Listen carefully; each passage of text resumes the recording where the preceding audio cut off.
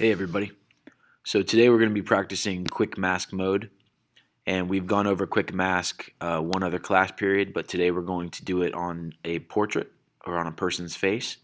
So I have a portrait here of Morgan Freeman, and you will find these images that I'm using on Blackboard under content if you want to use the same image.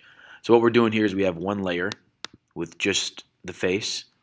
We're going to go ahead and get our quick mask tool. The way we do that is we go to select, we go down to quick mask.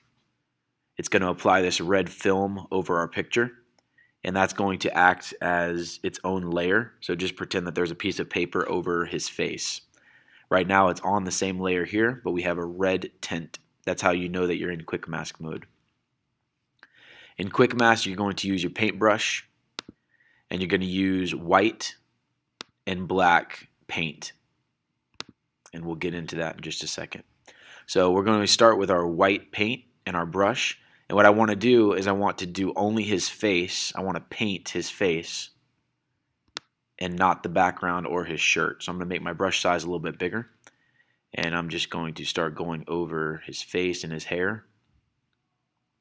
I'm clicking and dragging. I'm just using my trackpad. I'm not using a Wacom tablet for this. As I'm doing this, what's happening is white is revealing the image.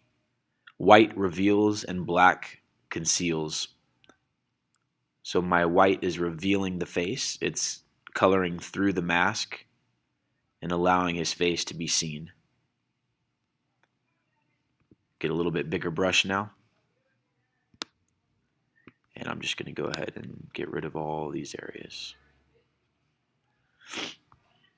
Now to check your progress and kind of see a little bit better, you can use the command shortcut Q on your keyboard, and you'll see what you've selected here.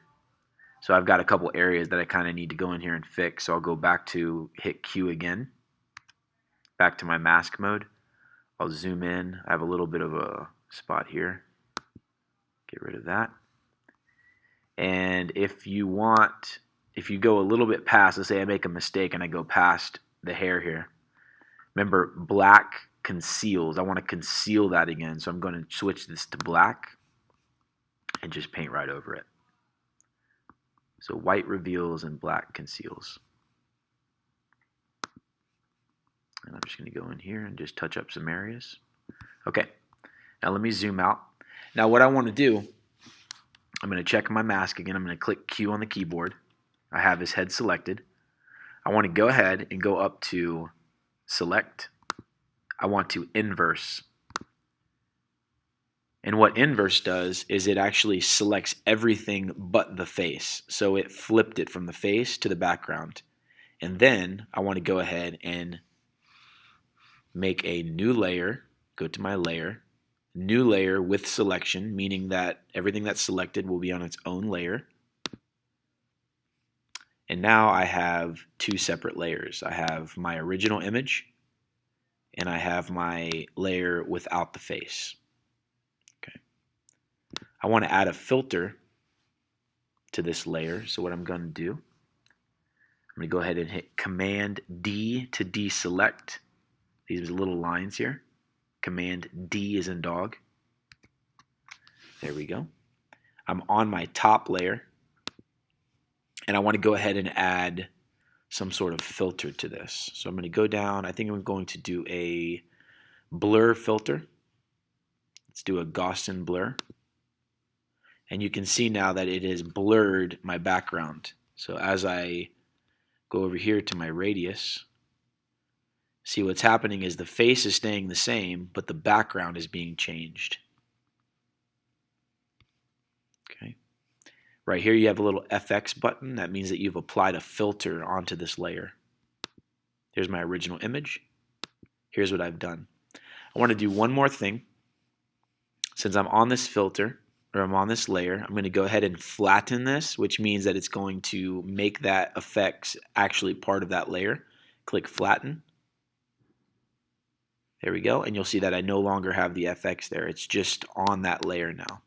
And I want to add one more filter. I'm going to go up to filters, down to my color effect.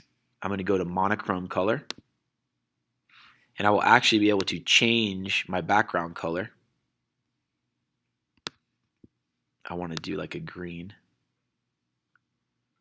And I'm going to take the intensity down. And I'm going to flatten that as well. And here's what I have just using basic quick mask tools is I've taken my original image, which is this, and I've created a pretty expressive portrait just by using quick mask mode. These are the basics. I'd like for you to go ahead and try these. You're only going to have 2 layers. You can always delete this layer and go back to your original and try again. But make sure that you watch the video, that you follow along, and that you practice with some of your filter options.